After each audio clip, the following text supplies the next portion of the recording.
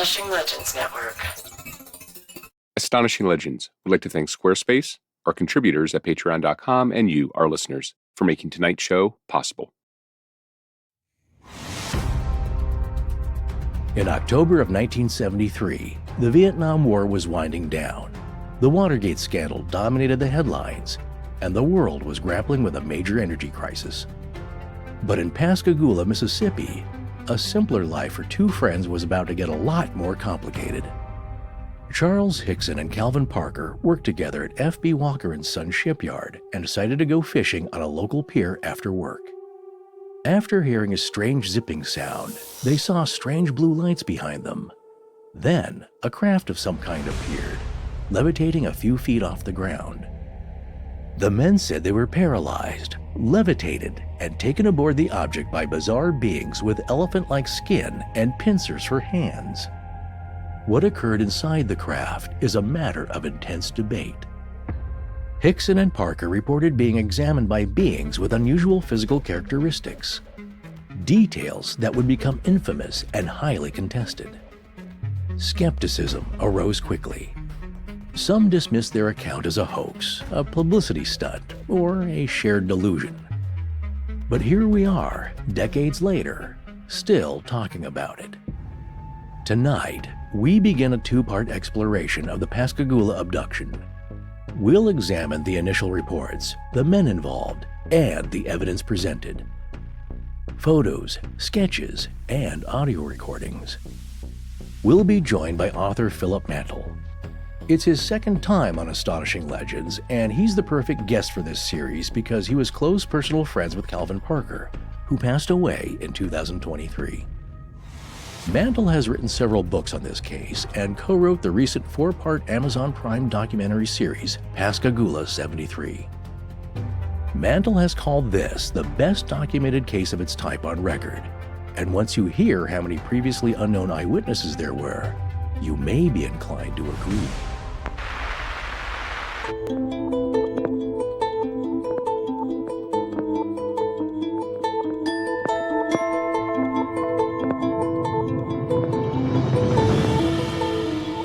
Welcome back to Astonishing Legends. I'm Scott Philbrook, and this is Forrest Burgess. They won't believe it. They gonna believe it one of these days. Might be too late. I knew all along they was people from other worlds up there. I knew all along. I never thought it would happen to me. Charles Hickson and Calvin Parker on a hidden tape recorder running when they thought they were alone in a room at the sheriff's station in Pascagoula. Join us tonight for part 1 of our 2-part series on the infamous legend of the Pascagoula abduction. And we're back. That we are, folks, and it's great to be back. Thank you so much for joining us again. We're working on some fun stuff for Patreon over the summer, so if you're not a supporter there yet, visit patreon.com/astonishinglegends and sign up. Yes, and we're finally going to do an AMA, and Ask Me Anything, right? Is that what that lingo is? That's Ask Me Anything, that's right. Very good. We can change it to an AMAA if you're nervous about it. Almost, That's Ask yes. Me Almost Anything. Well, yeah. We'll see what the questions are like, all right? Okay. But we're pretty open. And Yeah. patrons may also be invited to join us on camera to ask their questions live. Oh, I don't think I've fully agreed to that That's yet. the almost part, yes. Well, Oh, yeah. I'm not sure you have to anyway, but yes, we'll see how it goes. All right. Well, folks, visit us again at patreon.com/astonishinglegends if you haven't already. And thank you so much for listening, supporting the show, and our sponsors when you can. It is very much appreciated. Yes, and we have a really great show for you tonight. We think it came out really well, and we're going to get right into it. And we've been wanting to cover this one for a long time. You know, Scott and I always say, a lot of people we respect have done it so well that we're kind of a Yes. little trepidatious about covering the same thing and not being able to bring anything new to the table. So we're always trying to look for maybe a special angle or something new we can present that makes it a little bit different. Because, you know, in case in point here, a couple of our really good friends, Rob Christofferson and Bradley Netherton, had covered this on an episode of one of Rob's shows. Now, Rob's website is down. It seems, you know, the show's on a bit of a hiatus, but you can still find the episode, I believe, like I did on Apple Podcasts, and it's titled The Year of the Humanoids, Part 3. Part 1 and 2 are also excellent. The Yes. Pascagoula Abduction with Bradley Netherton on Yes. Our Strange Skies, UFOs Throughout History. one of the special angles here is not only because they're both great friends of ours, and Bradley is also a great podcaster in his own right, but he's from the region, you could say, and he sent us a picture of the site marker, the official site marker that there's a historical marker there. Yes. Yes, and he visited that site and sent us pictures, proof that he was actually there. I don't think he saw anything oblong in the skies. Right. Thank goodness. But yeah, gave us a lot of great background on it. So check that out. Once again, that's Our Strange Skies with Rob Christofferson. And the title of the ep is The Year of the Humanoids, Part 3, The Pascagoula Abduction with Bradley Netherton. Well, the timing really did work out perfect for this because we were thinking about what we wanted to do next, and we wound up hearing from a guest who'd been on the show before, Philip Mantle. He came on for the Zygmunt Adamski case. We had a great time talking to him then. He's super knowledgeable, super experienced, with over 40 years in UFO research and investigation. He really knows his stuff. He started out with the Yorkshire UFO Society. He expanded his involvement to national and international organizations like Bufora and MUFON. And in 2015, he founded Flying Disc Press, driven by a passion to publish a variety of UFO books, including republications of out-of-print works. Yeah, he's one of the big names in the biz, as they say. Yes. And his journey led him to reinvestigate tonight's astonishing legend, the infamous 1973 Pascagoula alien abduction case, which involved Charles Hickson and Calvin Parker. And after acquiring the rights to republish the book UFO Contact at Pascagoula, he sought out Calvin Parker to bring a fresh perspective to this extraordinary event. And we're very happy to have Philip Mantle back on Astonishing Legends. But before we have Philip join us, we're going to share the full version of what happened to Calvin and Charles for folks who aren't familiar with it. It has been scored by our amazing composer, Alan Caressia. And once you hear it, you'll understand why it's such a fascinating case. On the night of October 11th, 1973, the coastal town of Pascagoula, Mississippi became the epicenter of one of the most intriguing and well-documented UFO encounters in American history. For a little background, Pascagoula is well known throughout the world for shipbuilding. Ingalls Shipbuilding was founded there in 1938 and is today part of Huntington Ingalls Industries, a publicly traded conglomerate formed in 2011 when the most recent owner, Northrop Grumman, spun it off into its own company. For the context of tonight's story, and for those of our listeners who like to make connections, when this event took place in 1973, multiple nuclear submarines were under construction at Ingalls, literally just across the Pascagoula River from where this happened. 42-year-old Charles Hickson and his 19-year-old co-worker Calvin Parker worked at F.B. Walker & Sons shipyard, founded in 1899. They built towboats, tugs, barges, and fishing vessels there. They had just finished a long day's work and decided to go fishing that evening before going home. Calvin and Charles were from the same county, about 100 miles north of Pascagoula, so it made sense they were friends. Charles was a foreman at the shipyard and also a combat veteran of the Korean War. Given all of this, it made sense that he would look out for Calvin. That Thursday evening after work, Hickson and Parker had decided to do some fishing along the river at the old and abandoned Shopper shipyard. As they cast their lines into the river water from an old pier, it wasn't quite dark yet, and they hoped to maybe catch some croakers to eat. While they couldn't be sure about the time because neither of them wore a watch, somewhere between 8 and 9 p.m., the men heard a strange buzzing sound. Charles noticed it first. It was coming from behind them, over land. They turned around to see what it was and saw a flashing blue light. There was a large, oval-shaped object that descended. It is frequently misreported that the craft was over the water or the river, but it was not. It came down as though to land, but stopped, levitating a couple of feet off the ground. There was no landing gear or contact with the earth beneath it.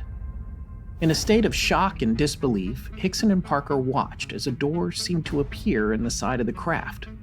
They described the opening as spontaneously appearing, without any associated mechanical movement. Then things escalated significantly when 3 strange beings emerged from the craft and floated toward them. These entities were unlike anything the men had ever seen.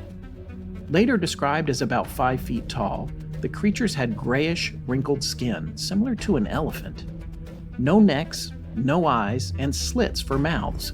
Where one would expect to find ears, there were carrot-like protrusions. Their hands, devoid of thumbs, were described as mittens or crab claws, but about the size of a human hand. To make things stranger, their legs appeared to be connected or fused together. That didn't matter, however, because they didn't seem to need to walk, as, like the craft itself, they were able to levitate and move without touching the ground at all. Were they even organic? Or could they be robots of some kind? One of them appeared to be in charge of the other two. Paralyzed with fear, neither Hickson nor Parker could move or speak. They felt themselves being levitated and taken aboard the craft, held by two of the being's pinchers under their arms. Inside, they were subjected to an examination by some sort of mechanical eye, roughly the shape of a football. Could it be a scanner of some kind? Parker said he passed out as soon as he was taken aboard and couldn't remember what happened inside. Hickson later recalled feeling like he was studied rather than physically probed or harmed.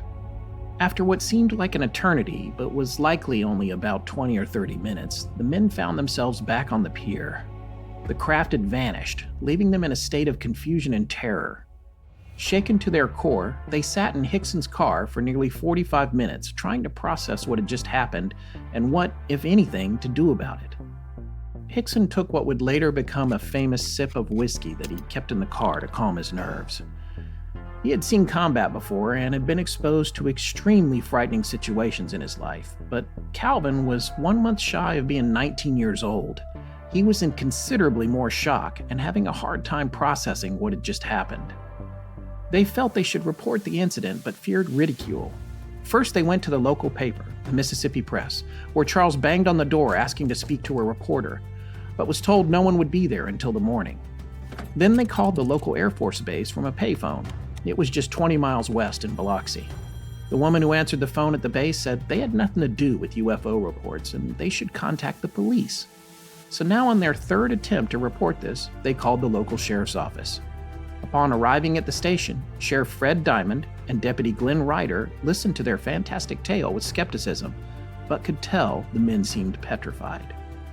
In one of the shrewdest UFO/UAP investigation methods future researchers could hope for, Sheriff Diamond left Hickson and Parker alone in a room with a hidden tape recorder. If the incident was a hoax, they thought the men might reveal it when they thought no one was listening. Instead, the recording, now known as the secret tape, captured two men in a state of shock. Here's a brief excerpt from that. Charlie said, "I've never seen nothing like that before in my life. You can't make people believe." Calvin replied, "I don't want to keep sitting here. I want to see a doctor." Charlie answered, "They better wake up and start believing. They better start believing." Hickson and Parker returned to work the day after the encounter on Friday, October 12, 1973. They did not initially discuss what happened to them, but co-workers noted that Parker seemed very anxious and preoccupied. Within hours, Sheriff Diamond telephoned the men at work, stating that news reporters were swarming his office, seeking more information. An angry Hickson accused Diamond of breaking his promise not to talk to the press, but Diamond insisted he had not and that the case was too sensational to keep quiet. Hickson's foreman overheard the conversation, and Hickson related his story to the foreman and the current shipyard owner, John Walker. The Pascagoula encounter spurred significant media attention, becoming national news. Hickson ultimately appeared on several TV talk shows like Dick Cavett, and both Hickson and Parker appeared on The Mike Douglas Show. Parker generally avoided public attention, experiencing severe trauma that reportedly led to a nervous breakdown and hospitalization within weeks of the encounter. He later said it wasn't a nervous breakdown at all. He just needed to be somewhere where people would leave him alone. So he went to Laurel, Mississippi, back in Jones County where he was from. He checked himself into the community hospital there, but the press found out, and the nurses wouldn't stop asking him questions either. He became angered, and the doctor took pity on him, allowing him to be admitted for 5 days to rest and not be bothered. While Calvin had initially shunned the publicity and tried to put the event behind him, Charles Hickson embraced his role as a UFO contactee until his death in September 2011. He gave numerous interviews and even wrote a book about his experience. Parker, after years of silence, and with the help of tonight's guest Philip Mantle, published 2 books on what happened, sharing details that had been kept secret for decades. The Pascagoula encounter remains one of the most credible and well-documented UFO cases in history. While skeptics have proposed various explanations from misidentified aircraft to shared hallucinations, no definitive conventional explanation has ever fully explained what happened to Charles Hickson and Calvin Parker. All right, folks, now that you've heard what's happened to Calvin and Charles, we would like to welcome back to the show Philip Mantle. He has been with us before. He is a very prolific author. He was on our episodes about Zygmunt Adamski, you might remember. If you haven't heard those, go back to our back catalog and look for him. That's another really fascinating case. But Philip has done a ton of work on the Pascagoula abduction, and even, as we said in our cold open, had a close personal relationship with Calvin. So, Philip, welcome back to Astonishing Legends. Please say hello to our audience. Yeah, good evening, gentlemen. Nice to meet you again, Scott, Forrest. I'm pleased to be here. Well, we're glad to have you. For folks that didn't hear you when you were on before, why don't you just give a little bit of background on yourself for our listeners so they know about your experience and how you came to be working on this particular case? Yeah, I mean, as a young man, I was interested in all things paranormal. I used to literally go to the spiritualist church with my best friend's grandmother. She lived just literally over the road from us. And I was interested in astronomy and other things. And I read one astronomy book that had one chapter about UFOs in it, pretty much dismissing them, but it nonetheless sort of got me interested. As I got into my teens and left high school, there was a period I went to work in what was West Germany over the winter of 1978 into 79, and couldn't speak a word of the language. So I phoned my mum and said, could you send me some books to read, Mum? And God bless her, she sent me a box full of books all about UFOs. So I would sit there on a night after work and read them. And when I came home in 1979, I got a bit more information about them.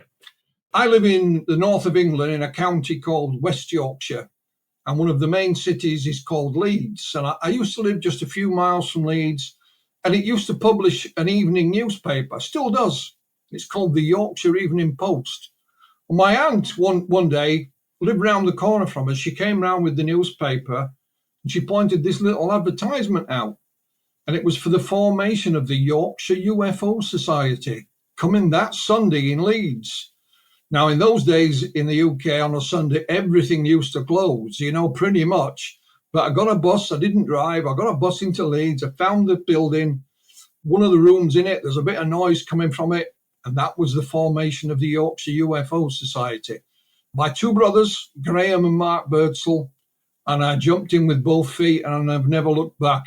And I've done all kinds of things since then. Was the area known for a lot of UAP activity and strange phenomena? Not at the time, no. I mean, I was very fortunate that as we rolled over into the 1980s, Yorkshire was originally one big county. But then they split it up into four, so it's north, south, east and west. In North Yorkshire, we have the Yorkshire Dales National Park, very beautiful part of the county.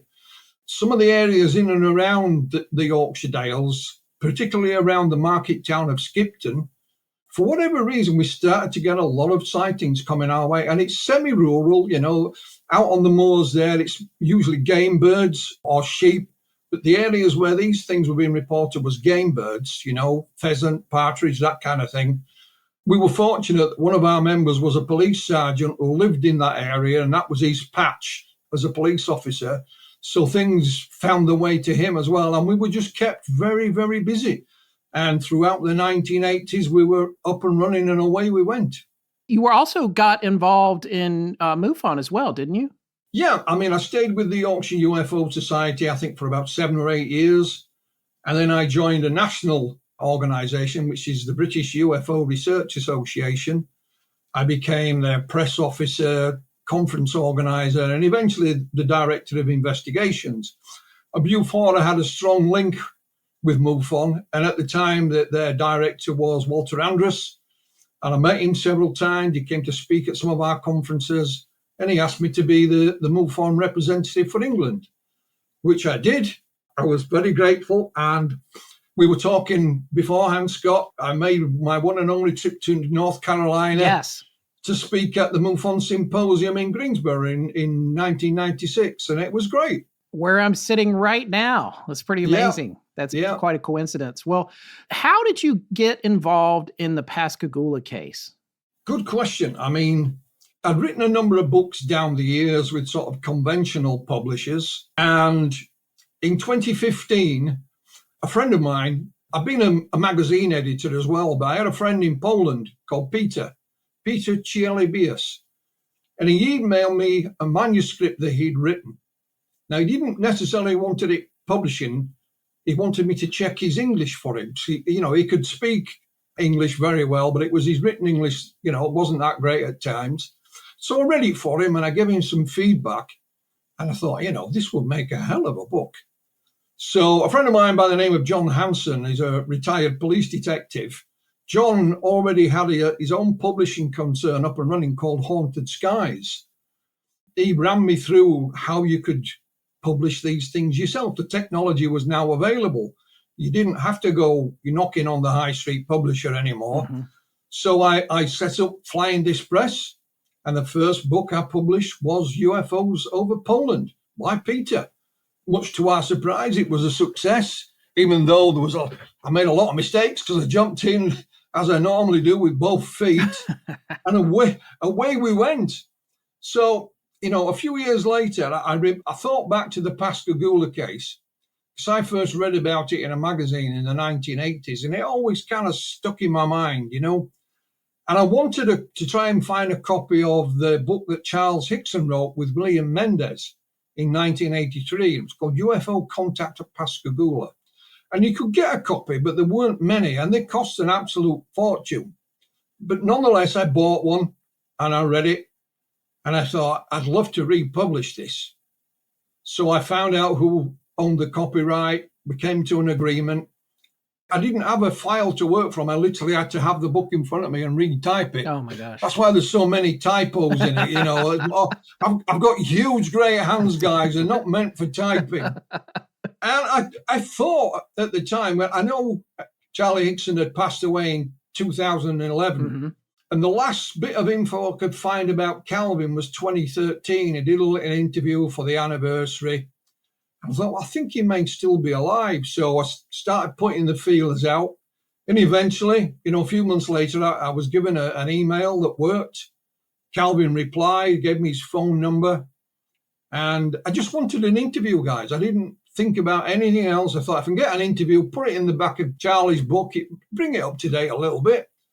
And Calvin was very nice, but clearly wasn't telling me anything and wasn't going to give me an interview. So I asked him why. I said, okay, but why? He said, well, every time I've given an interview to a journalist, they change things. I said, well, I'm not a journalist. I never pretended to be. Mm-hmm. I said, well, there is a way around that, Calvin. And he said, what? I said, well, you write it yourself. You write a book and I'll publish it. And I sent him a contract. Unbeknown to me, a few weeks before I first spoke to him, he'd been to a friend's funeral. And coming out, I don't know if it was the funeral home or the church or whatever, but he signed the book of condolence. Calvin Parker, and those behind him are giving him the old wink, wink, nudge, nudge. And he thought that was, first and foremost, very disrespectful. Sure. So his wife, Waynette, who had been his fiancée way back in 1973, mm-hmm. said to him, why don't you write your own book? So once she heard about my offer, Calvin was caught in like a pincer movement. But what I did, I said, look, I will not publish anything without you giving it the thumbs up. Right. As simple as that. Yeah. And he agreed. He even wouldn't let me change the spelling mistakes, nothing, because he wanted people to get to know who he was, right. His background, right. His life, not just what happened to him in 1973. So we agreed, and we called it Pascagoula, The Closest Encounter, my story by Calvin Parker. And I published it in 1981. And again, much to our amazement, it sold like hotcakes. And that's how I got to know Calvin. Okay, so that was quite some time back. How long did you maintain a relationship or a friendship with him? I maintained my friendship with Calvin right up until he died. I literally spoke to him, I think it was 3 days before he died. I spoke to him on the phone. And we still laughed. We still joked. He had a terrific sense of humour. Mm-hmm. We knew his days were numbered. Mm-hmm. And I said, Jim, you're not allowed to die. He says, why? I said, because your wife hasn't given you permission yet. And he laughed. And, sadly, 3 days later, he was gone. But I'm just thankful that I got to know him like I did. We used to speak every week on Skype. And then in between times, there would be emails going backwards and forwards. And Calvin didn't have a great sleep pattern, so he would be up at 4 o'clock in the morning. Mm-hmm. And I'd get the time difference here. I'd get a buzz on the Skype, and I knew it was him. I didn't have to look. I knew by the time, that's Calvin. He's just got up, But yeah, a great guy. This podcast is sponsored by Squarespace, the all-in-one website platform designed to help you stand out and succeed online. Whether you're just starting out, like we were when we launched Astonishing Legends in 2014, or scaling your business, like we've done since then and are continuing to do now, Squarespace gives you everything you need to claim your domain, showcase your offerings with a professional website or websites, in our case, grow your brand, and get paid all in one place. Yeah, our network has launched 4 additional shows since we started with Squarespace, and building websites for them has been a piece of cake thanks to the power of Squarespace's tools, like Blueprint AI, which helps you craft a fully custom site in no time. And with Squarespace's cutting-edge design tools, building your own website is not only possible but fun. There are loads of professionally designed template options to choose from, so even if you're not a natural-born designer, you can still create something that looks phenomenal. And the drag-and-drop editor makes it so easy to adjust things until they are just so. It's the ultimate way to showcase your portfolio, services, webinars, products, or even build a personal website. That's right. You can manage appointments and even send branded professional invoices. There's really nothing you're going to want to do that you can't do with Squarespace right out of the box. And if you're worried about getting found online, Squarespace has built-in SEO tools to optimize your site. You can be discovered by the people who are looking for exactly what you offer. And if you want to grow your audience, you can integrate email campaigns seamlessly to keep your followers in the loop. It's time to take that leap and build your dream website. Head over to squarespace.com/legends for a free trial. And when you're ready to launch, use the offer code LEGENDS to save 10% off your first purchase of a website or domain. That's squarespace.com/legends for your free trial. And don't forget that offer code LEGENDS to save 10%. Go on, start creating. Hi, I'm Amanda Snyder, and you're listening to Astonishing Legends with Scott Philbrook and Forrest Burgess. Now, back to the show.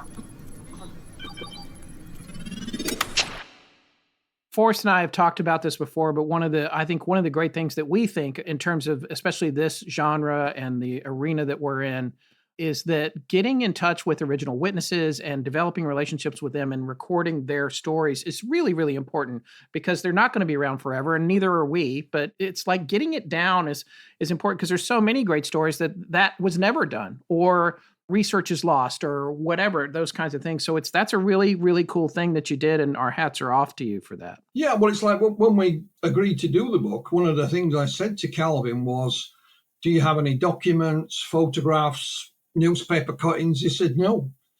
I lost them all in Hurricane Katrina. Right. His house was about 60 yards from the river.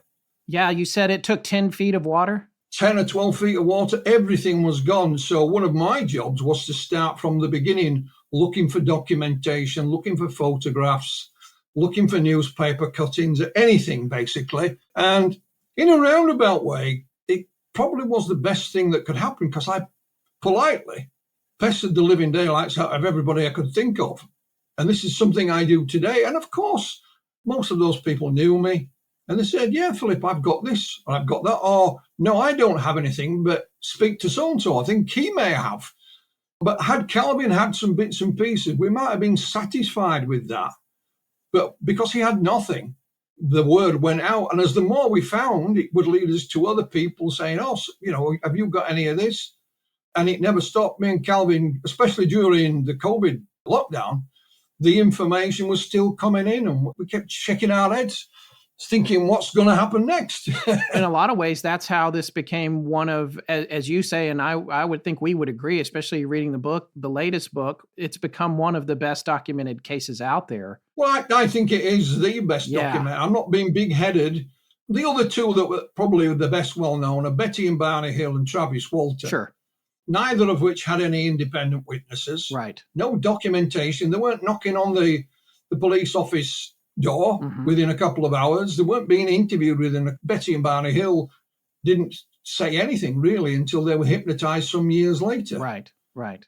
And if you think about the Travis Walton story, there's not a lot to it. You know, I don't mean in realms of believability, I mean in content. There's Travis's account and then his few mates who said, we saw this happen. Pretty much that's it. Afterwards, it's, you know. But with Charlie and Calvin, they were on the phone to Keesler Air Force Base within a couple of hours of this happening, getting turned away. They were then on the telephone to the police department and the sheriff's department and being interviewed there within a couple of hours.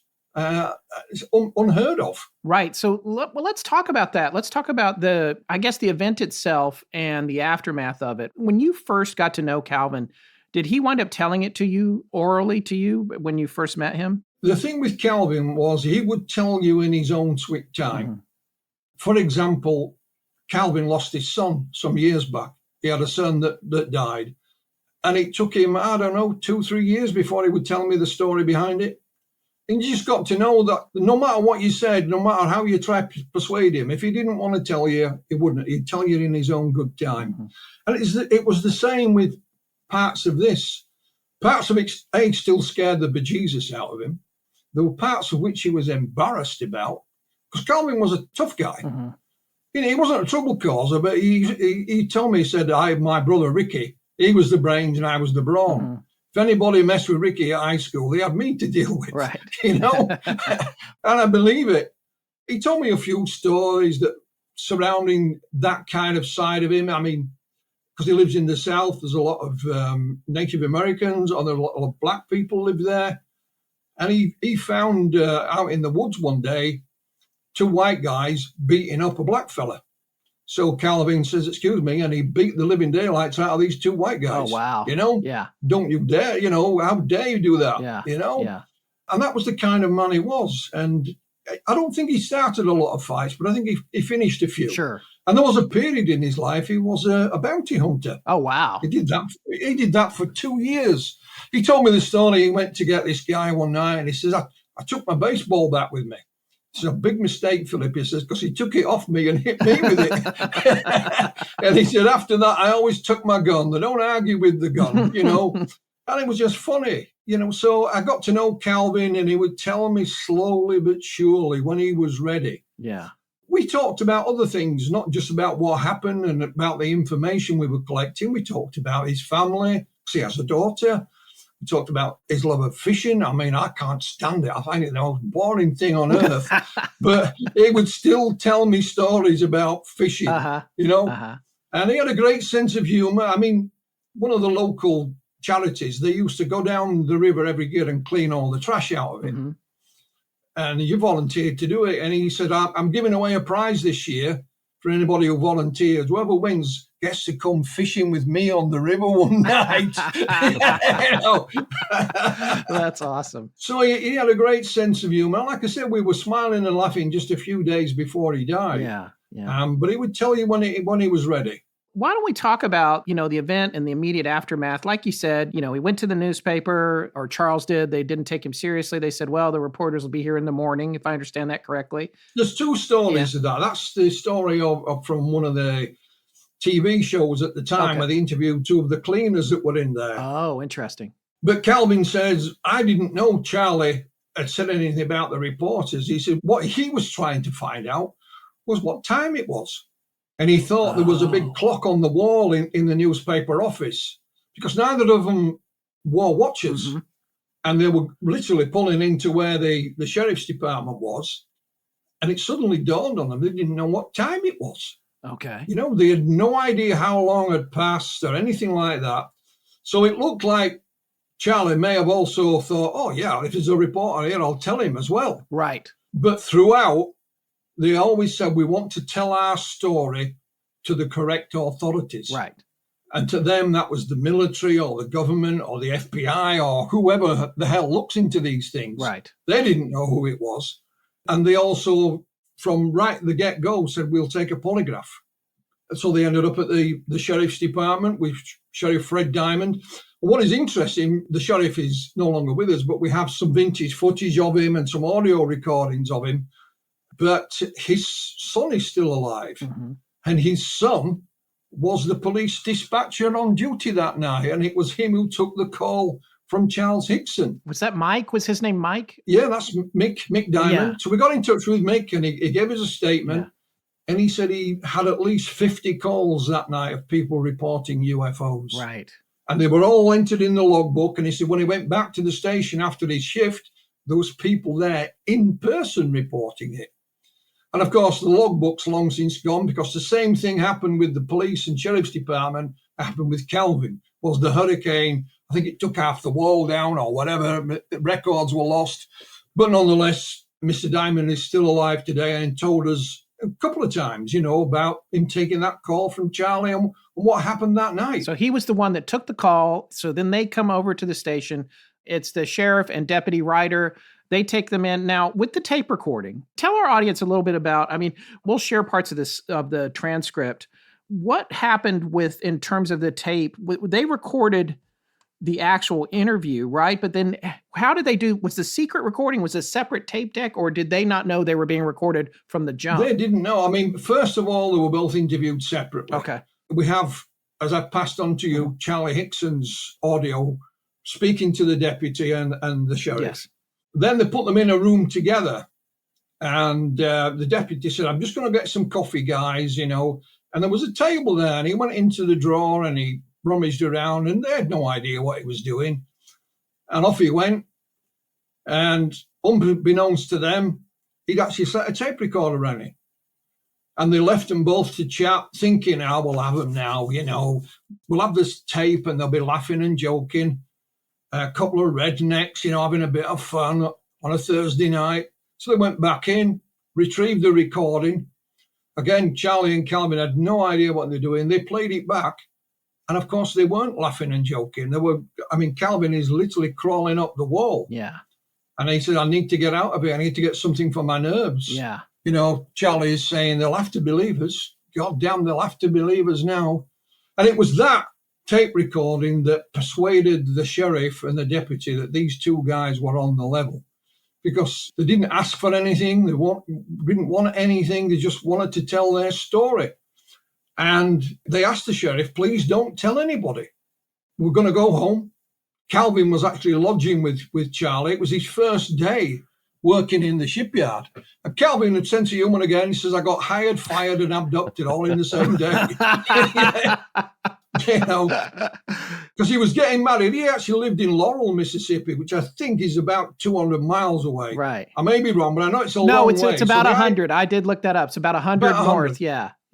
So the idea was he would lodge with Charlie Monday to Friday, go home on a weekend. Okay. And then once they got married, because he was getting married the following month. Right, he was already engaged, right? Yeah, so then when they would look at if the job was okay, they'd look to settle in that area. Right. And of course, that didn't happen, not for a long, long time. Did he get fired? Well, they were given 2 weeks leave and they never asked him back. Really? I didn't know that. Okay, I didn't see that. Okay. Yeah. He never worked he worked one day in the shipyard. Charlie hired, fired, and abducted. Hired, fired, and abducted in the same day because he was a welder. Sure. And he was used to hard work. He wasn't bothered about it. He enjoyed the physical side of the work. And of course, on their way home, Calvin was driving a brand new Rambler Hornet. Yeah. Now, being an Englishman, I had no idea what that looked like. I had to find one. I saw a picture in your book. Yeah. Yeah, but it was bright yellow. So I used to pull Calvin's leg that he must have looked like Bobby Dazzler driving this bright yellow car, this tough guy in his bright yellow car. Right. He used to laugh. Right. But of course, it was brand new. Yeah. Brand spanking new. So after the encounter, when they made their way back to the car, first and foremost, the driver's side window was shattered. So when Charlie opened it, all the glass just fell out. Mm-hmm. And then Calvin said, when I tried to start it, he says it must have taken me 20 or more attempts to crank it, to get it going, which had never happened to before. It was brand new. Right. And whether that's related to what happened to them or not, I don't know, but it's just part of the story. There was some suggestion, I can't remember if you made it or it was an observation somebody else made, but it was from your book, that because Charles was a combat veteran of the Korean War, that he was more used to particularly traumatic and stressful life-changing events. And poor Calvin was 1 month shy of 19, never could have possibly even imagined anything. Absolutely. But when you read Charlie's book, UFO Contact at Pascagoula, he tells you that part of the story. Mm-hmm. And he remembered being under fire in Korea. And he thought, well, we've had it. But his captain said to him, stay calm. An opportunity will arise and we will get out of here. And of course it did. And they're out of the way. So he used that same mentality, if you like, when he was on board this object, this UFO. Sure. He thought, they're going to kill me. He was scared witless. So it came to him, if they're going to kill me, get on with it now. Don't talk to me. Then he thought back to his time in Korea and he thought, hang on, I'll get out of this. I'll find a way. So he used that in that situation, whereas Calvin was 18, almost 19, had no experience like that, just an honest, hard-working guy from Mississippi, had no experience to fall back on. And they were both scared. Let's not ignore that. They were both scared, but out of the two of them, and that's one of the things that convinced the law enforcement, was how scared both guys were, but especially Calvin. He was a big guy, a muscly guy, but he was frightened out of his wits. He really was. And there was a quote in one of the newspapers from, I think it was from Glenn Ryder, and he said, if these guys are acting, they ought to be in Hollywood. Right. Simple as that. And that's very convincing. So the suggestion was that Calvin was, I passed out when I went inside. And I think that you were saying or suggesting that this was kind of Charles' idea to protect Calvin from the press and having to recount things. And immediately after the event happened and this thing was gone, right, they're both still on the pier, and they had quite a lengthy conversation between each other, even though they were scared. Right. And they came to the conclusion, we're not going to tell anybody. The whole thing were bonkers. Right. You have to remember, Calvin was getting married in November, and his wife was only 16. He was only 18. Right. And he thought, if my father-in-law finds out about this, there's no way he's going to let me marry his daughter. That was one of the things that was on his mind, amongst a whole host of things. Right. So when they got in the car and got it started to set off, their intent was to drive back to Charlie's and not tell us so. But Charlie, he was the one that said, no, we've got to tell somebody. What if these things come back and do this to somebody else? With his military, he thought, what about if this is an invasion? So Calvin agreed, but on the note that I'm not going to tell anybody what happened to me. And they worked this out between, I'll just say I passed out. I'll leave you to tell the story, because Charlie's story was a little bit different to Calvin's, but not hugely different. So they agreed on that. So Calvin would admit to seeing this thing, seeing the creatures come out, and they get hold of him, and then he passes out. And then the next thing he remembers is back on the pier, and they've gone. And that was the agreement they came to. And he stuck to that for a long time. So my question then is, in the transcript of the secret tape, Calvin mentions that he did pass out. And he said he's never passed out before. So if that was a fabrication, the passing out, why is he saying that in the secret tape? That's a good question. It's one of the questions I don't have an answer for. But I know there was a part where Calvin thought he was going to die. Yeah. And whether he's used a different phraseology for it, I don't know. Uh-huh. But it's not something I can say. But what I will say is that just 2 days later, when Dr. James Harder and Dr. Hynek arrived, he told them the full story, or certainly Hynek the full story, I beg your pardon. So right from day one, Dr. Hynek knew the full story, and that this passing out thing was a ruse. Wait, this is pre-hypnosis. Well, they tried to hypnotize him on October the 13th, uh-huh. And I've got a recording of that. It's pretty poor, but I've got a transcript of it, and I think in total it lasts about 11 minutes. And pretty much all Calvin can say is, I'm scared. Right. He's freaking out. Yeah. So they said, forget it. They tried to hypnotize Charlie Hickson, but had no success. But Charlie had remembered a lot of it without hypnosis, right? Yeah, he remembered it all. Yeah. absolutely every word of it. So that's unusual in an abduction. Like, it seems like a lot of times people's memories are wiped, or there's a screen memory or something else, as they say. It's pretty interesting that Charles remembered so much, isn't it? It is. And one of the things I asked Calvin about hypnosis, I said, Calvin, did hypnosis help you remember things? He said, no, I could remember it all anyway. He said, what it did, it's just sharpened a few things up. And there's one example, and it's a story Calvin told me, and I cannot verify it, but I will tell you anyway. Now, when they were driving up to the fishing spot that night, they passed another car. It was already parked. There was a young couple in it doing what young couples do. Now, Calvin could remember the make, the model of the car. Also, and this got me because I didn't know what it was. He said it had a tag on it.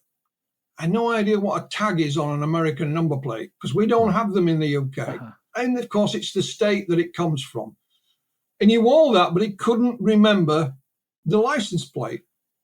Now, we jump forward to 1993 when he goes to meet Bud Hopkins. It's a long story how he got there, but just bear with me. Bud puts a number under hypnosis, and guess what he remembers? It's the license plate number. Oh, wow. So Calvin said to me what he did is that he hired a private detective to find the people who owned that car, that license plate, back in October 1973. He says they found them. The gentleman had died, but the lady involved was living in a nursing home. And Calvin went to the nursing home and asked if he could talk to her. And she said, yes, but you mustn't tell anybody who I am or where I am. And she claimed that she saw what happened that night as they were driving away. Wow. But, I can't prove that. I'm not spoken to that lady. I don't know her name. Mm-hmm.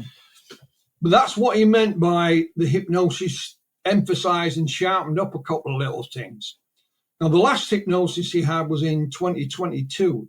It's something I had him do when we filmed it.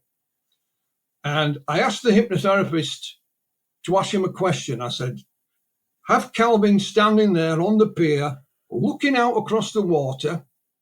Nothing's happened. He's got his fishing pole. What does he see in front of him?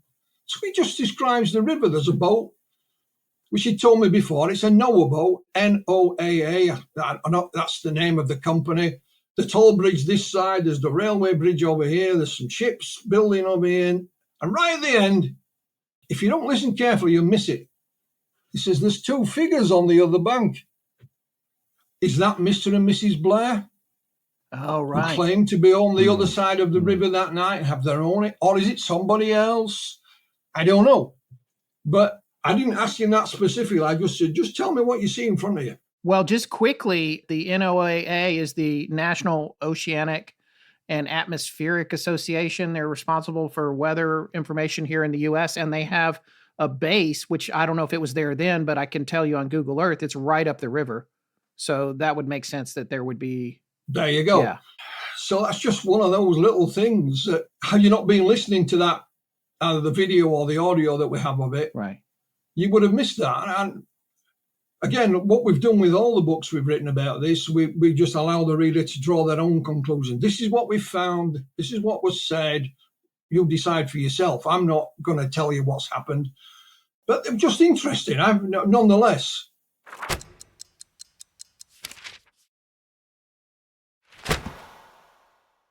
This is Brock Randolph.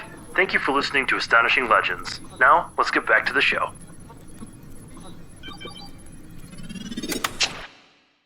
Something I'd like for you to confirm for us, if you can, is talking about going under hypnosis. Something I came across in an article from the Clarion Ledger newspaper there in Mississippi, an article by Billy Watkins talking to Charles Hickson, was something that he claimed to have recalled under hypnosis, that it was pretty consistent overall, all the sessions and the details, which is also something that is contested. But one thing that he came up with in the article was, first of all, that he became friends with J. Allen Hynek from Northwestern University. And it was Hynek who convinced him to undergo these hypnosis sessions for regression. And One, is that true? Well, he was certainly friendly with him. So at least they knew each other. And the other thing was that he said, well, it was all pretty much the same thing, but I'll quote from the article, quote, "But under deep hypnosis once, I discovered something that still gives me chills," Hickson says. "There were people on that spaceship, living beings in another compartment. They never came in there where we were. And I'm telling you, they looked almost like us." And then the last thing he says in relation to that, "The only thing I can figure is that they couldn't live in our atmosphere, so they let the robots come out there and carry us inside." So he's describing something that sounds humanoid. And what's interesting is the wording. If you think about what Calvin later went to reveal, when their initial encounter happened, they were both taken through the opening. Charlie went to the right, Calvin went to the left, down a corridor and through a door. He was placed on a clear table. And the big ugly creature, as he called it, stood to one side, and this thing came out of the ceiling and went around him. Then he said he heard this noise behind him, and he knew there was somebody else there. And it was a female. And she looked pretty much human, although he did say he thought she had a mask on. The only real difference was the long, thin fingers in the middle, but she looked pretty much human. And she cropped up again in later encounters. So she was certainly human. But initially, Charlie never said any of that. I think that could well be an artifact of the hypnosis. We'll never know because we never got the chance to interview him. All I can tell you is what Calvin said. I asked him specifically about hypnosis. Was it of any use to you, Calvin? And he said, not really, no, simply because I remembered it all anyway. But it just did clarify one or two things for him. That was it. So again, you have to make of it what you will. Interesting. But I know for a fact that they were in touch regularly with Dr. Hynek, because now we have Dr. Hynek's son, Paul, in the field.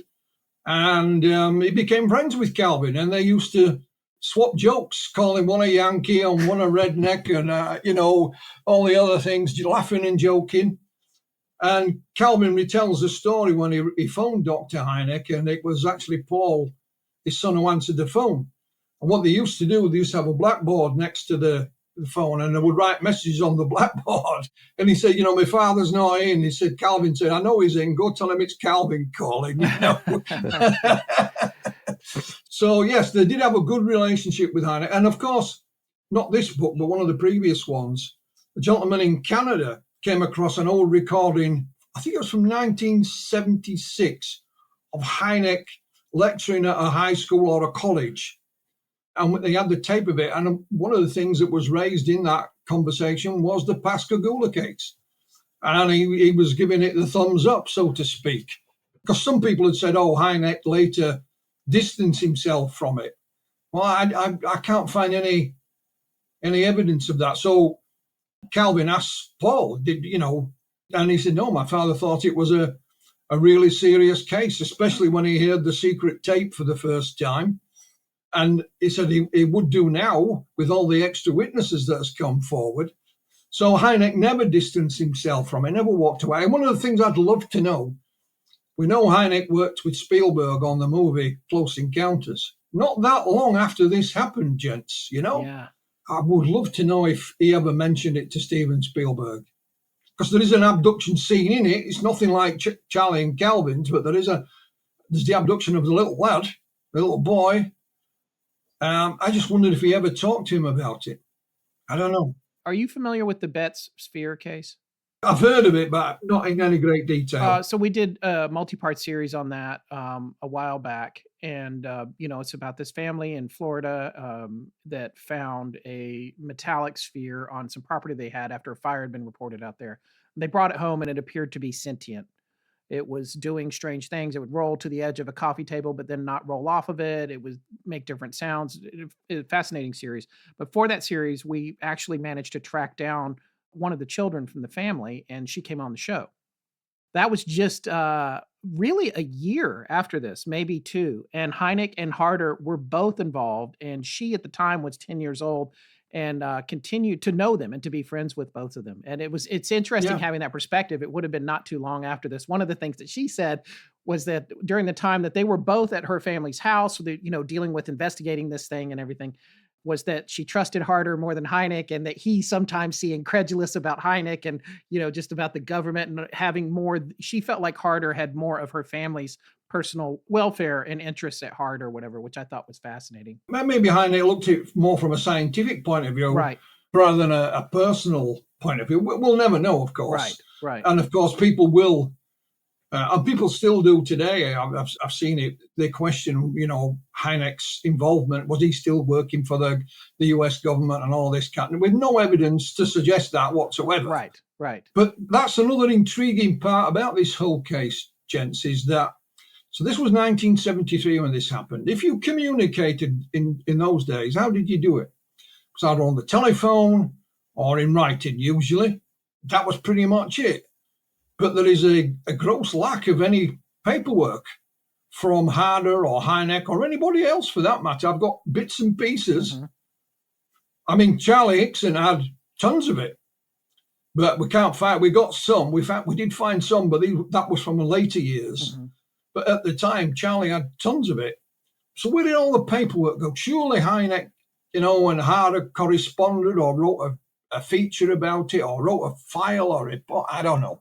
Maybe it's still out there waiting for me and Dr. Scott to find. Wouldn't that be nice? Maybe somebody listening to this tonight will know where it is and give us a call. Who knows? Well, I mean, you've found a lot already. I wouldn't be surprised if the rest of it made its way to you.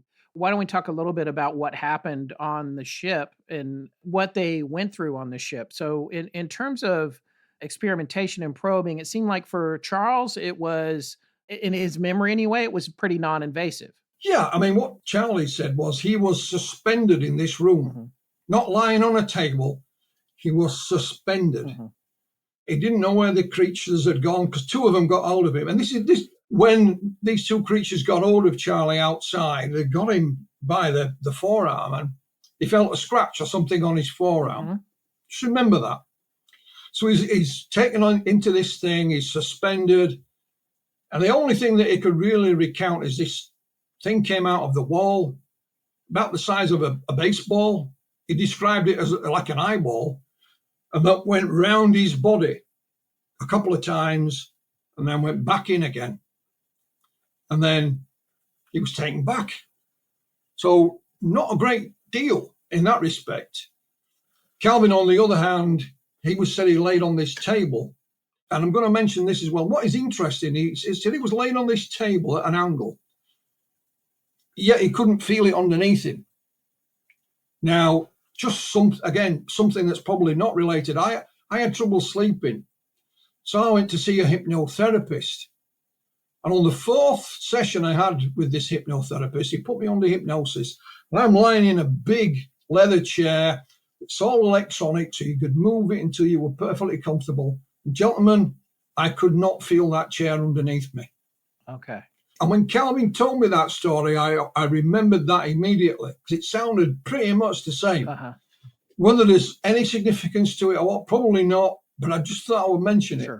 So Calvin said, this thing came out of the ceiling about the size of a deck of cards. And he said there were no wires, no attachment. He couldn't see where it came from because he said the light was so bright. He says the light came out of the paintwork. He didn't mean paint, he meant the walls. Mm-hmm. This circled around him and it made a clicking noise. When he took ill, it reminded him, and we talked about this, it reminded him of having an MRI where you put in this thing and there's all these noises going on around you. And he also remembered that it had what looked like a letter M underneath it. And then off it went back. And then he heard this noise behind him and this female came out. And again, Calvin's sense of humor. I said, what did she look like? He said, well, if you saw her in a bar, you'd buy her a drink. So he said, again, her hair was a different color. And he said, the light changed the color on her hair. Her hair didn't change color. The light made it look a different color. And he got this message in his head that we're not going to hurt you. or words to that effect. But she had these long, thin fingers. She put fingers on his chin there and pulled his mouth open, put this thing in his mouth and up into his nasal cavity, which made him choke. So that was stopped, and he wasn't happy. Then they removed his lower clothing, and he said they took my shoes and socks off. And this took him a long time to tell me, gentlemen, because he was embarrassed about it. Sure. One of the things he said, they stuck something in my foot, and it hurt. And then they took it out again. He was redressed. They got hold of this woman, but she just pointed at the big guy. You know, the big guy got hold of Calvin. He said they gave him a shot, put him out, and he was taken away. Now, I told you when I got in touch with Calvin and I looked for documentation. One of the places I contacted first off was the Center for UFO Studies. Hynek opened it in 1973. I said, have you got anything? They sent me a PDF file. And right in the middle of this PDF file, most of it's newspaper cuttings, which are fine, but there is a one-page typewritten letter. It's written on an old typewriter. And the reason I know that, because it's dated October the 13th, 1973, and you can see where they've typed over the number 12. So they put 12, and we'll just go back one and put, I did it myself many times. And it describes Charlie and Calvin stripping down to their underwear and being given the once over. And it says there are puncture marks, in inverted commas, on Charlie's arm and on Calvin's foot.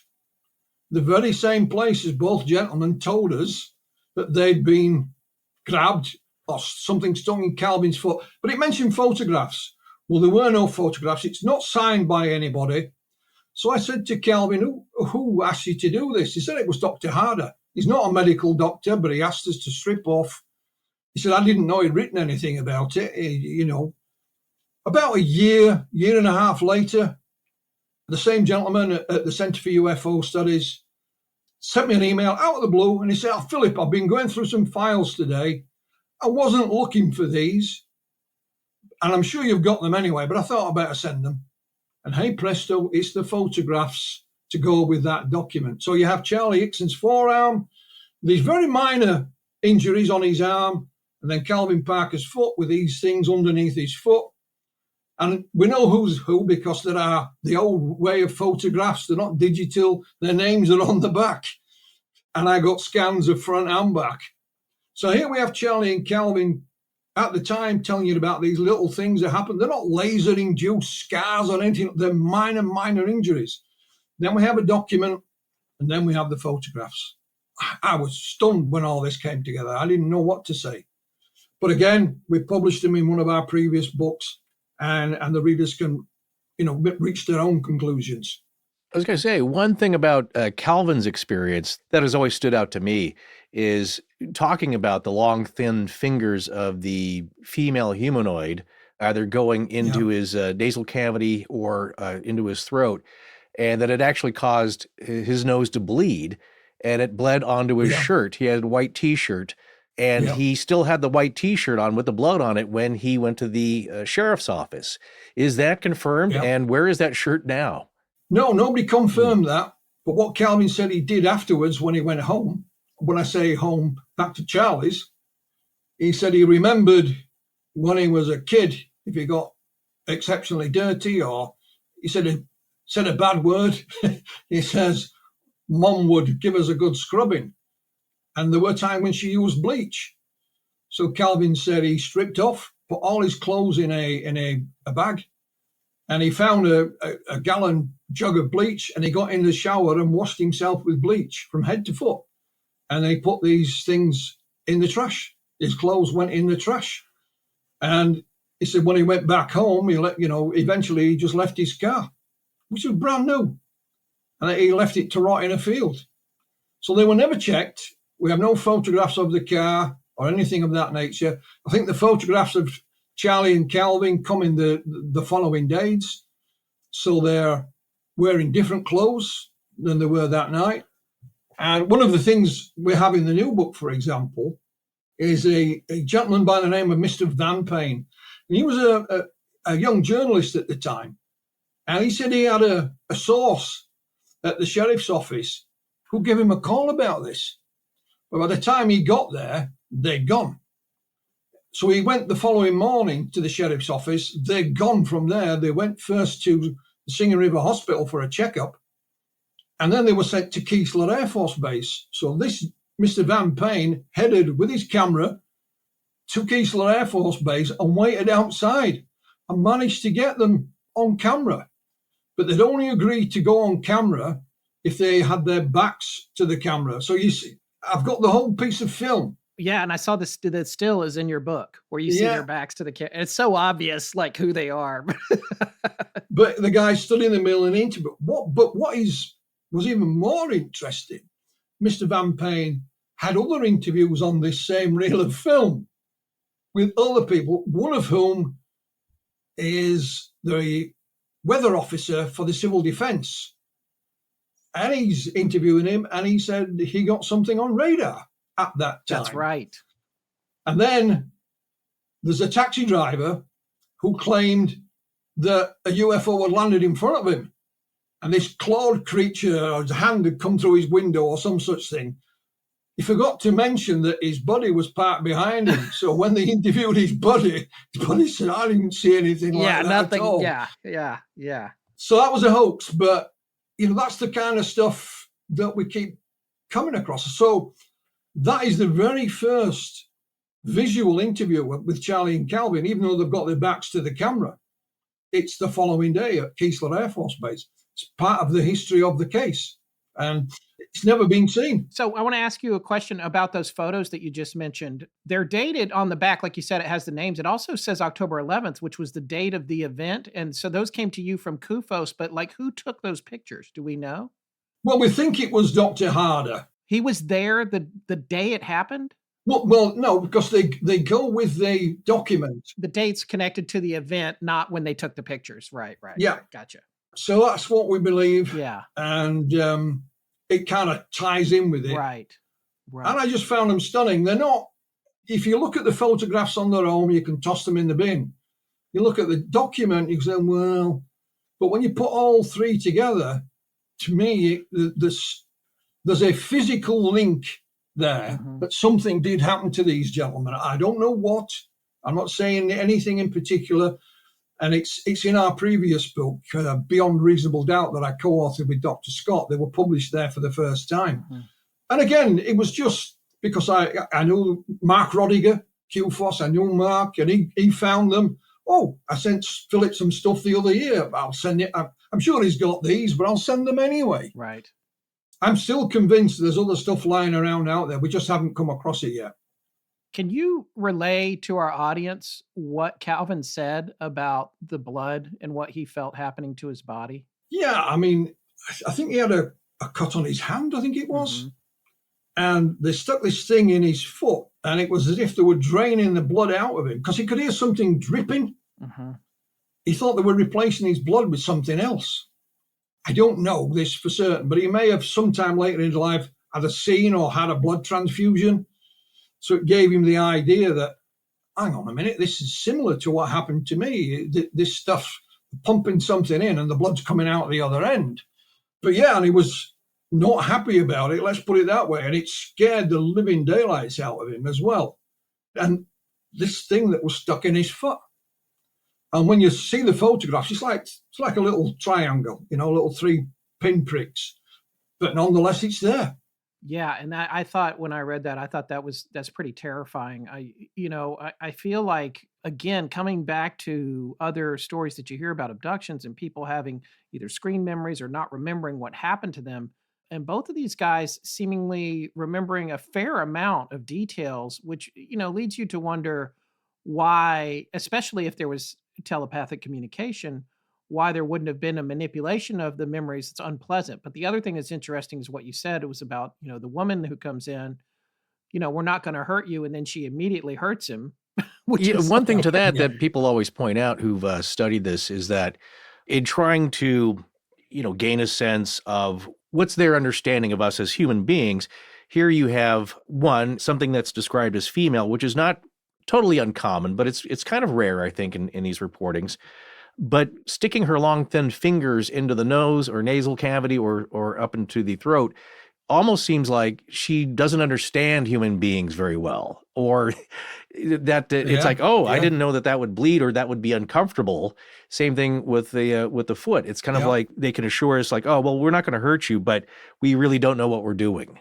Yeah. Or is it, or they have the right to do this? Or is it also that their definition of not hurting you is just when it's over, you'll be fine. You'll be healed at the end, but along the way, there's going to be some unpleasantness. It's very subjective, isn't it? Yeah, You know, yeah. I could say something to Scott that would go straight over his head. I might say the same thing to you, Forrest, but it would affect you. But it's the exact same thing. You know, we all experience things differently. And if we look at Charlie and Calvin, that's exactly what happened to these two jets. Yes, Charlie was scared, but Calvin was beyond scared. He was well beyond being petrified. And of course, as we mentioned, I think it was about 2 weeks later, Calvin was back home in Laurel, Mississippi, and he told me about this. He had a great relationship with his younger brother, Ricky, who sadly died. And he said he was at home with his brother, Rick, and he said, I got to the state when I just couldn't stop shaking. So it started slowly, and I could not stop shaking. So his brother took him to the hospital, and they were in the waiting room, and Calvin was getting upset because he hadn't seen the doctor, and he was getting angry. And he played a little trick on his brother. He says, Ricky, I've got you call him a soda. I've got a soda in the car. Will you go and get that for me, please? And he did this on purpose. So Ricky was out of the way. Calvin stood up and picked the wheelchair up and smashed it against the wall in order to get the attention. But he didn't want his brother, Ricky, to get into trouble. Mm-hmm. And that's when the doctor came and calmed him down and so on. And it took him a long time to tell me that story. He always denied that he had a breakdown, but something very peculiar happened to him that night. He said, I just could not stop shaking. Yeah, because it seemed like he said himself in that later material, that you presented, I never had a nervous breakdown. I just couldn't get away from the press. No one would leave me alone. The nurses even were asking me questions. They found out I was in Laurel, even though I was so far away. But then they admitted him and gave him a chance to get away from people for a few days. Yeah, and one of the things Calvin eventually, again, took him a long time to tell me about was that about a year later, just short of a year later, trying to escape the attention, he joined the U.S. Marine Corps. Oh, okay. And I have all these documents in the new book. I remember this now, yeah. And the first thing he showed me was his discharge, because he got a conditional discharge. That's why I said, what the hell did you get discharged for? And he said, well, one guy, he went too far. So I think one guy was trying to make fool of Calvin about he found out who Calvin was. Mm-hmm. So I think he messed with the wrong guy in Calvin. I know, Marines are all big, tough guys and, these things happen. But I think they just messed with the wrong fella that night when they picked on Calvin. And then he said, but what finally threw it, this is the media found out where I was. So he said, I went to see my commanding officer, explained things. And he said, it's all right, Sam, we'll give you a conditional discharge. We understand. And off he went. But that, for me, is an emphasis on how bad Calvin wanted to get away. He'd only just got married. Mm-hmm. In November 73, this is about 8 or 9 months later, and he's off in the Marines, leaving his wife behind, not because he wanted to get away from her, but he wanted to get away from what had happened and the attention. And it didn't stop there, of course, when he came out of the Marines. One of the things that happened with Calvin, I don't know if you remember the TV show, The Hulk, in the 1980s. Of course. Yeah, we do. Our audience some of them may be younger, but absolutely. There's a journalist chasing the Hulk. That's right. Basically. Yeah. But Calvin was the real life Hulk. Yeah. And when the journalist would catch up with him or find out who he was, he'd pack up with his family and off he would go. He even used a false name at one point, and he got fired because the name didn't go with his social security number. So he got fired for that. And like I said, he was a bounty hunter for a couple of years. I think he was some kind of debt collector as well. And then he started to things sort of tailed off a little bit and he settled down somewhat. But that shows you the extremes that he went to try and keep away from this subject. I think that's something that people need to know, like circling back to the beginning. When they went to the sheriff, I mean, it seemed like Charles was more, we've got to report this, than Calvin was. But then in addition to that, they were like, you got to promise to keep this quiet. And they didn't go seeking fame or fortune, and they weren't interested in that. But then once word got out, Charles started appearing. He went on talk show. He went on the Dick Cavett Mike Douglas show. Went on the Mike Douglas show, talking about things. Now, so when he went on Dick Cavett, he was alone because at that time Calvin was in the hospital, according to your book, right? That's correct. But then when he went on Mike Douglas, this was what, a month later? I can't remember if it was a month or a week, like after Calvin got out of the hospital. It's about a month later, I think. Right. And so he actually was on stage for Mike Douglas. He came out and appeared on. So it seems to me a little bit like Calvin, and you can correct me if I'm wrong. It seems to me a little bit he was trying to figure out how to deal with. Now it's out there. How do I deal with it? Am I going to be a public figure? Am I not? Where am I going with this? Because I mean, how was his appearance? You can't find that stuff anywhere. I know that you said you had. No, we've some of it. We've got the transcripts from it, and I've got the audio from the Dick Cavett show. Right. But Calvin would say he did it to help Charlie. They weren't the closest of friends. Calvin was more friendly with Charlie's son, Eddie. Right. And Charlie was friends with Calvin's dad. The families sort of grew up together. Right. But he would do it at Charlie's behest. I'll tell you one story. I haven't published any. I wrote an article about it. I don't know what year it was, but Charlie was doing a TV show somewhere, or was booked to do a TV show. And he said to Calvin, come on over and meet up. You don't have to go on, we'll just meet up. And Calvin said, Charlie's doing this TV show with a scientist. That's all he knew. So he went and met up. When he gets there, this had been organised by a local journalist. And the TV show got cancelled. Calvin says, why? And he says, it's the journalist. He won't go on with Charlie Hickson.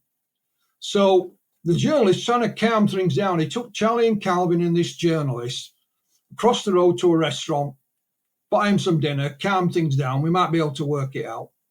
But it all turns out it's not a scientist. It's actually the arch debunker, Philip Glass. Right.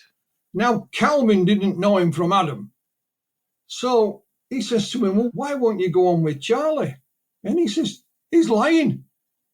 So Calvin says, well, if he's lying, you must mean that I'm lying as well. And Calvin let him know in no uncertain terms, if you ever call me a liar again, I'll punch your lights out. Words to that effect, but they were a bit stronger than that. So he said, we went home without any dinner that night.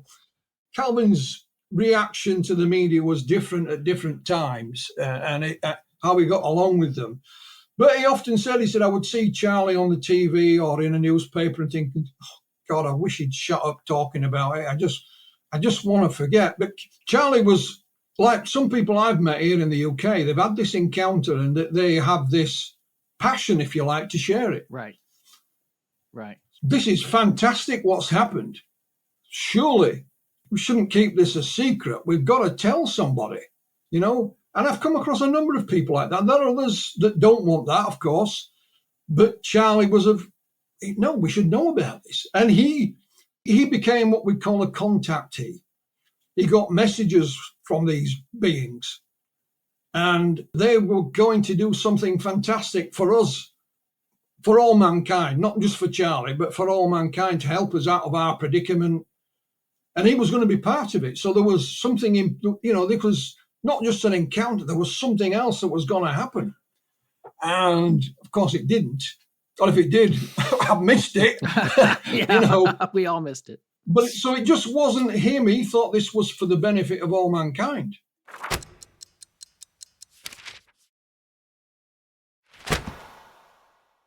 This is Jennifer from Kentucky, and when I'm not searching for the Goat Man, I'm listening to Astonishing Legends. Now let's get back to the show. What's interesting to me too about the class incident, because that's written about in your book, was the fact that there was this whole dust up about a polygraph test that he never agreed to take. And I love how you detailed all the different letters about the engagement for him to appear, and there's nothing about the polygraph test, and then they show up and he refuses to take it, and that's why it's a hoax. Can you explain a little bit about that? Well, the first and foremost, Charlie and Calvin agreed to a polygraph right from day one. Mm-hmm. When the polygraph was up and ready to go, Calvin wasn't available. Now, the polygraph was done by a chap called Scott Glasgow, who came from an agency in New Orleans, which is, 60, 70 miles away. Mm-hmm. Now, Philip Class said, well, there were local guys who could do the polygraph. Why didn't they use them? There's something fishy here. Right. Well, if he'd have only asked the question, he would have found out, because there were two polygraph companies in the Pascagoula area. One said, we're not getting involved in this UFO rubbish. No way. The other one rightly said, we only conduct polygraphs on people who have been charged with an offence. Right. And Charlie and Calvin hadn't been charged with anything. Therefore, we're not going to do it. Now, the day after the encounter, Charlie and Calvin turned up for work and all hell had broken loose. Their boss said, if you need him, we have the company solicitor, lawyer, Mike Kalingo. They didn't need him, but his boss offered it him. Now, Mike Kalingo just happened to know an agency in New Orleans that did polygraphs. Right. And they got the guy to come and do it for nothing. Right. That's their big corporate lawyer at F.B. Walker. Right. Not only did he do it once, I think he conducted it 3 or 4 times, and Charlie passed every time, and he was not best pleased because he was skeptical himself. Mm-hmm. Now, I have the complete file that Philip Class had on this case. It's 160-some pages long. And nowhere in it is he trying to do any research. He's just trying to throw some muck and hope it'll stick, you know? Yeah. And, of course, it didn't. Then, of course, we jumped forward a few years in time, and there was an argument with a chap called Bill Pitts. Now, Pitts is organising a UFO convention, and he claimed that he'd invited Charlie. Charlie would come to the convention and have a polygraph there, and they would release the results live on stage, whatever it may be. Of course, Charlie gets there and declines. Bill Pitts gets mad and said, you're a liar, you're trying to hide the truth, whatever. Well, it all turns out, you look at Bill Pitts' original invitation to Charlie, which we have and put it in the book, there was no mention of a polygraph. That came up later, and Charlie said no. So it was a hoo-ha about nothing, really. But as I pointed out, with a polygraph, it's a no-win situation, because if you pass the polygraph, it's not admissible in court. If you fail it, you're a goddamn liar. Right. We also found that they'd also done some stress evaluation tests on Charlie and Calvin. So again, you tell me, Forrest, that today you drove your car down, you went, for lunch wherever. And the machine that they use to put your voice through, it is claimed they can tell whether you're telling the truth or not. Nonsense, like the polygraph is nonsense, but again, Charlie and Calvin passed it, and we have it all in the book and all the different things. I didn't know about that, I just found it. And we just came across it, and I thought, right, I'll do some digging, and we found it. We even have a printout of it. We've got the graph with it. Not that it makes any sense to me, but it's there nonetheless. It is interesting to talk about that. There was also, you talked about voice and analysis. That's the same thing. Oh, that's what you were just talking about. Yes, voice stress analysis. Yeah. Is that still around? Or are they still doing that? Or I don't think so. Yeah, so that was like a flash in the pan. You can still have a polygraph now, I believe. Right. But again, it's not admissible in a court of law. But one of the things they do in Charlie's book, William Mendez, who co-authored with it, he put a couple of instances in that book where hypnosis had been used as evidence. Right. In a court of law. Right. Obviously, it's not used a lot, but he was trying to legitimize it, and he's given his reasons why. And I've just found that interesting, because times have changed now, of course. Yeah. Let's talk a little bit about Bud Hopkins and the research that he did. And I know he's controversial, but also he is well respected by a lot of folks. Well, I got to know Bud pretty well, and he came and stayed with me, and he spoke at a couple of our conferences, and I collaborated on a couple of small things with him. And again, when we set off down this road, gentlemen, we had no idea about any connection with the late Bud Hopkins as he is now, sadly. I'll just mention it. Bud's autobiography, Art, Life in UFOs, is a must-read for anybody. Oh, okay. It's fantastic. Okay, good. But I knew Bud, and I think it was Peter Robbins, who worked hand in glove, was like Bud's right-hand man for many years. I think it was Peter that mentioned that Bud had some involvement. So I asked Calvin, and he said, oh, yeah. And he told me the story where he had this other encounter in 1993. And he had a friend who knew a little bit about UFOs. And he says, why didn't you go see Bud Hopkins? He's actually in Florida this weekend at a convention. So they drove to the convention unannounced. Calvin wouldn't go in. It was in a hotel. So his friend went in, found Bud, explained what had happened. Bud gave him his hotel key, said, I'll meet you in my room. He went back.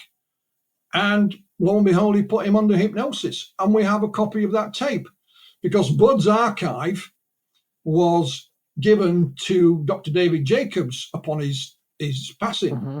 So Dr. Jacobs had Bud's archive, and I asked him, and he found it. He made us a copy. So we have that, and we transcribed it. But then we found out, hang on a minute, Charlie Hickson also went under hypnosis with Bud twice in the 1980s, several years apart.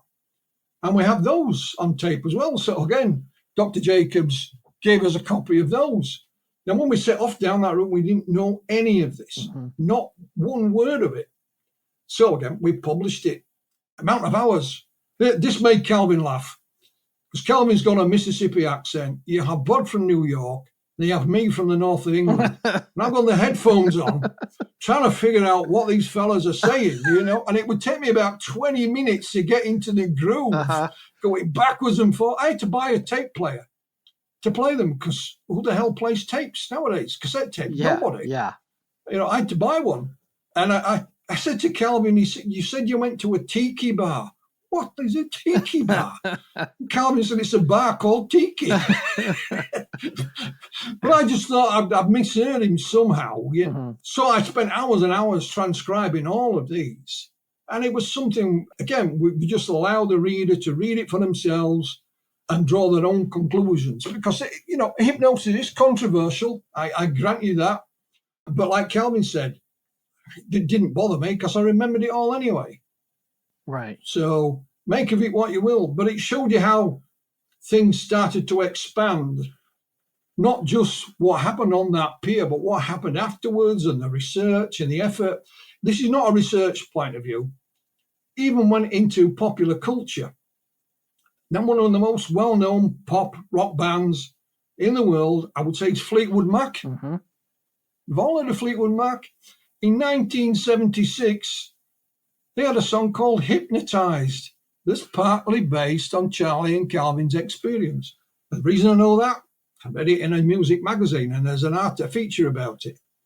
Rai Due, TV company in Italy, again in 1976, made a 2-part TV movie about Charlie and Calvin. Calvin had no idea. I have a copy of it on DVD. Cannot understand a word of it, of course, because it's all in Italian, but I have it, and it's called Extra. It's actually entitled Extra. You can get it on YouTube, but I managed to buy a hard copy, if you like, on DVD.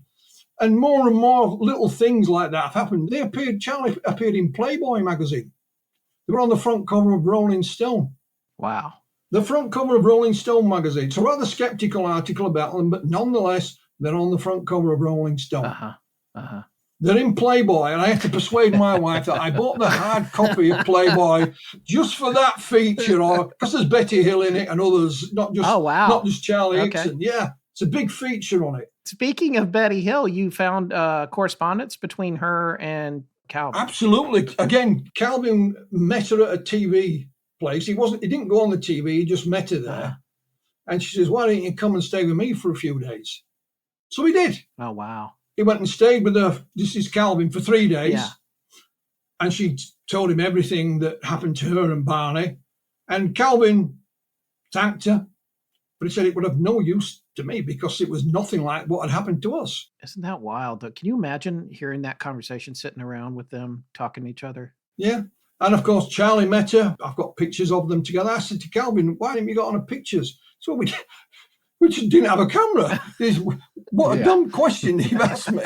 It's obvious, Was it Betty's interest to see if it was the same craft? And I can understand that because, again, with these being the very first few abduction or very close encounter cases, there wasn't a lot of knowledge out there, I think, in the public view about what happens in the description of the craft. And so was it her trying to make some kind of connection where, were these the same aliens? I think she was trying to help Calvin cope more than anything, not to look at similarities or anything like that, because she obviously knew he was traumatized.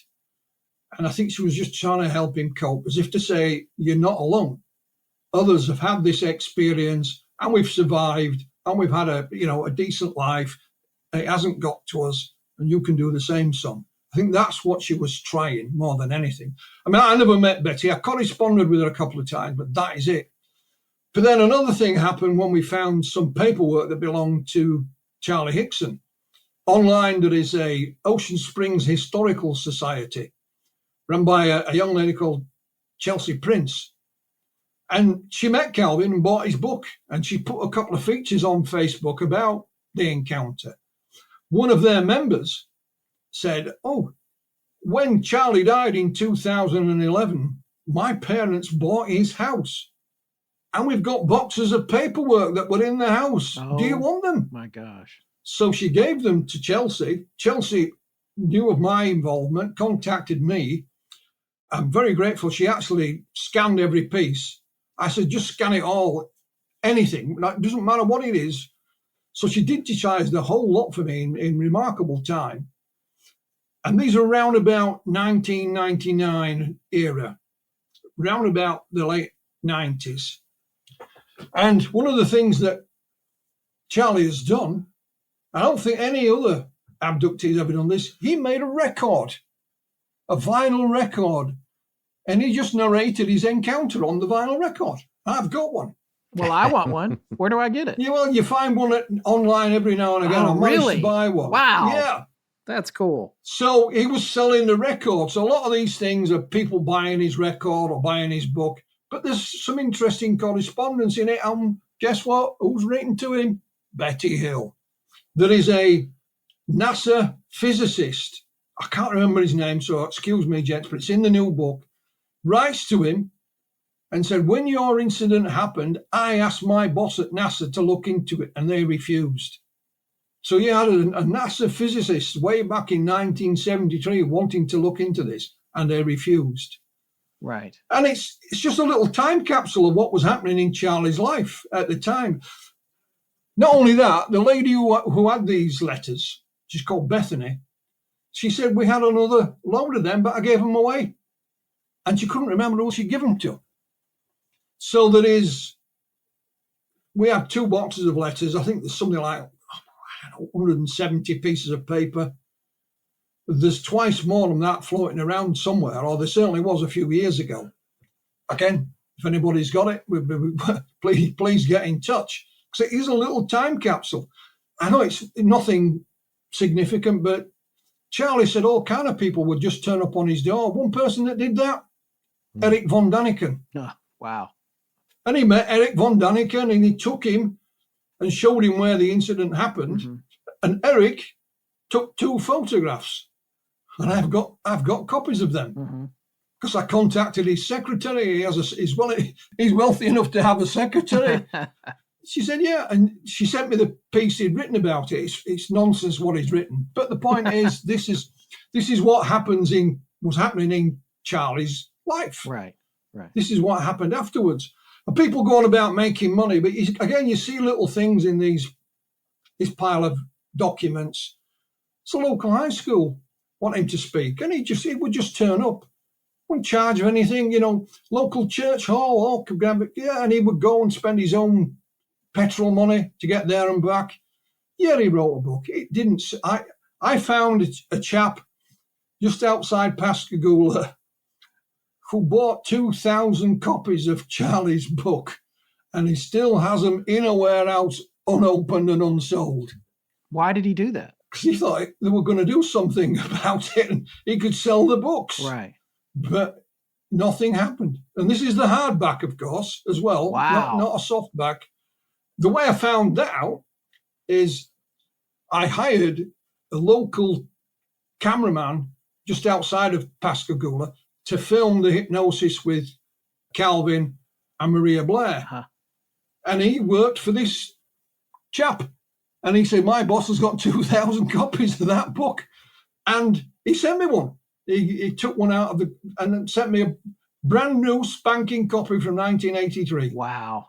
That's amazing.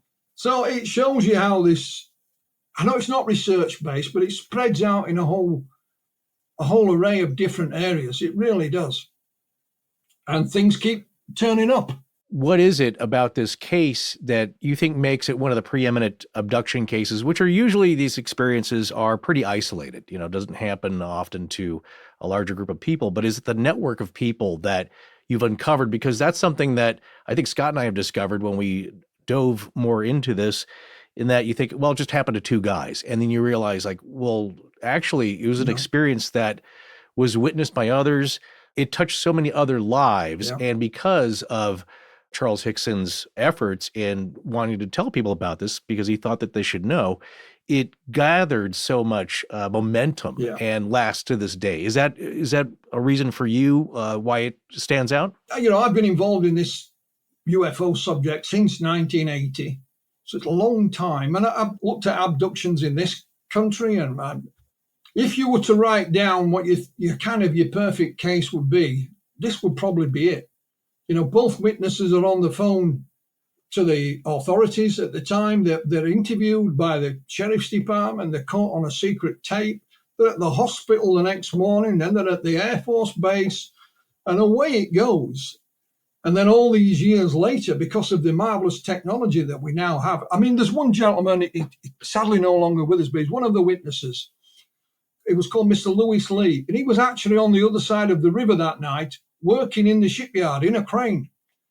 And he said, when I got into my cab, Philip, he said, it's about 10 or 12 feet off the ground. He said, I could see this thing out over the water, not up in the air, out over the water. And he said, never seen anything like it in your life. And he watched it for some time. I said to Mr. Lee, did you report it to anyone? He says, Philip, it's 1973. There's no Ghostbusters to report it to. Who do you tell? He said, I told my family that was it. And he was right, of course.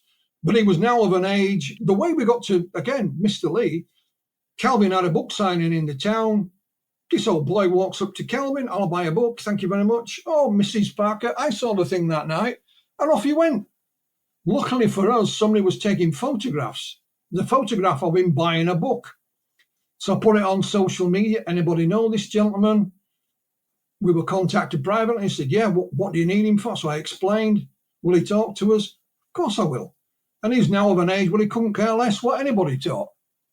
Sadly, he's since passed away because we found out he was terminally ill, but God rest him. But he said there's no Ghostbusters. So again, when you speak to somebody like that, there's others around. Because we had Calvin's description that night of what he could see in front of him. The area they were in fishing that night is not in the Pascagoula swampland. There's the shipyard opposite. There's boats going up and down. There was a railway bridge one side and a car bridge on the other. There's commercial and housing, public housing behind him. It was a bit of a dump where they were, I've got to admit, but it wasn't in the middle of nowhere. So perhaps we shouldn't be surprised. And off we went looking for more witnesses. We never thought we'd find as many as we did, but hey, presto. You mentioned Travis Walton incident, and you mentioned that a lot of other incidents don't have eyewitnesses, and we haven't really talked about that a lot here. You've mentioned Maria Blair a few times. As you've gone on, and what brought you to publish your newest book, Pascagoula Uncovered, is the fact that you have found corroboration for what happened to these two that night. Well, I'll tell you what, it started when we published Calvin's book. Mm-hmm. And I was contacted by a gentleman in Greece called Stephanos Panagiotakis. You have no idea how long it took me to pronounce that name correctly. In 1981, so 8 years after the event, Stephanos was in the Greek merchant navy. He was a radio operator. And he was also a UFO researcher. He used to write for a little magazine back in Greece. And his favourite case was Pascagoula. And in 1981, the ship he was in docked in Pascagoula and he got some shore leave. And he was determined to get an interview with Charlie, which he did. But then he went to the police and said, this is who I am, this is what I'm doing, can you help? And they said, have you interviewed Pastor Sigalis? Who? There's a local clergyman. He saw something that night. No, here's his name and address. And Stephanos literally went and knocked on his door. And he agreed to an interview. Now, Pastor Sigalis and a chap by the name of Don Broadhurst from the police probation service used to help run a church meeting for people who had problems with alcohol. And they were assisted by a young lady, a church volunteer. And on October the 11th, that night, 1973, they were en route to this meeting. And Sigalis and Broadhurst were in the front of the car. This young lady sat in the back seat, and she's looking out the window and taps them on the shoulder, or to that respect. And this thing came right across the highway in front of them, heading in the general direction of where Charlie and Calvin were. Stephanos took a photograph of the area and they drew on it where it was. So you see what this thing looked like. It's pretty similar to what Charlie and Calvin say they saw. Mm-hmm. Sadly, now both of those gentlemen have passed away, but Stephanos had a transcript of the interview he did with them. So we got that. Then we found corroboration of it in newspaper articles. And we also found the name of the young lady in the back of the car. She didn't come from Pascagoula. She was only there a couple of years. She worked at the local school, but she was a church volunteer. And she was called Jo Ann Hallmark. I found a couple of social media accounts that hadn't been used in an awful long time. So I left messages, but nothing. I went back sometime later, and I'm ringing in one of these social media places, and it mentioned a church. So I literally Googled the church, and hey presto, it was still there, but not in Pascagoula. It's in Maryland. And it had a website. And when you click on the website, there was even a couple of sermons you could download by two men called Hallmark. And I'm thinking, no, could this be her husband? He'd be getting on a bit, but possibly, or her sons. Mm-hmm. Now, the church had a very general email address, church, whatever. And I just emailed them and said, I'm looking for this particular lady. She worked with Pastor Sigalis in Pascagoula in 70. Didn't say anything else. I said, if she's still around, could you pass my email on to her, please? About 4 weeks later, she replied, yes, I worked with Pastor Sigalis in 1973. So then I told her what I was really looking for. And it was a few weeks later. We'd also, by this time, found an old black and white photograph of her, I think from 1974. I sent her that. And again, a few weeks later, she replied, told us everything that she saw, and even sent us a photograph of what she looks like now. She kind of laughed at the old black and white one. She gave us her telephone number. My colleague, Dr. Arena Scott, interviewed her on the phone. And that's how these things happen, gentlemen. This lady wasn't looking to come out and speak to us. We happened to find her. And it was only through Stephanos telling us about this witness, this pastor. What's interesting, again, it's only an if or maybe. I told you about the police dispatcher who had Charlie's phone call that night, Mr. Diamond. He's still alive. He said when he went back to the police station, there were people there reporting it in person, one of whom was a clergyman. Could that have been Pastor Sigalis? I don't know. That's right. I remember that now in your book. Yeah. Yeah, could be. I mean, how many clergymen do you get turning up to giving you a UFO sighting? It can't have been that many. What are the odds? But what it did, it gave us the idea that there could well be other witnesses out there. Stephanos had interviewed this gentleman back in 1981. He's since deceased, along with his colleague, but we managed to find the young lady in the back of the car. How many more are like this? And that gave us the idea that perhaps there are more out there than we'd ever imagined. Because there was one or two way back in 1973 that appeared on, local TV and that kind of thing. Fair enough, no problem. So that gave us the impetus to start and look and see if we could find any more. And we were staggered, absolutely staggered. Well, that's what we're going to talk about in part 2. And we're excited to get into that. I'm particularly interested in the Blairs, Jerry and Maria Blair's experiences and sharing those. Before we let you go here for part one, can you tell our audience about the documentary and your latest book, which we read for this episode, so that they know where to find stuff? Yeah, well, I've worked with Canadian producer Darcy Weir, and we have put together a 4-part documentary series. And it's simply called Pascagoula 73. And if you have Amazon Prime, it's free of charge, all 4 parts. And you get to hear this strange sounding Yorkshireman talk quite a lot on it as well. But Charlie and Kelvin's story is told there, along with Maria Blair. There's film of the hypnosis sessions, various archive material. So it'll give you a good grounding of the case, plus what Maria and Jerry had to say. The recent book is called Pascagoula Uncovered, Witnesses, Files and Audio Tapes. Again, it's on Amazon in hardback, softback, Kindle, and an audio book. I just put everything in there, gentlemen, and people can reach their own conclusions. It's not for me to tell anybody what's what, but there's a lot more in the book than we've been able to cover tonight. Maybe we'll get to that in part 2. Absolutely. Thank you again for joining us. Oh, my pleasure, gentlemen. Absolutely.